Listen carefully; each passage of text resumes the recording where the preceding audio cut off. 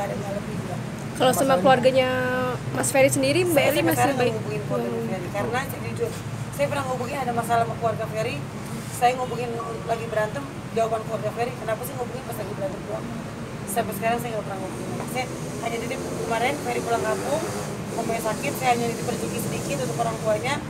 Salam sama mama ya, kok mamanya nggak SMS saya, biasanya kalau habis dapat rezeki dari saya tuh mamanya SMS saya, semoga aja itu sampai ya ke mamanya ya, nggak untuk Ferry ya, semoga ya. Biasanya mamanya SMS ke saya, kok ini nggak ada SMS sama sekali. Ya udah, saya nggak mau telepon duluan ke dia. Udah gitu kebetulan nomor saya hilang semua, ke update semua, jadi saya nggak punya nomor mamanya Ferry.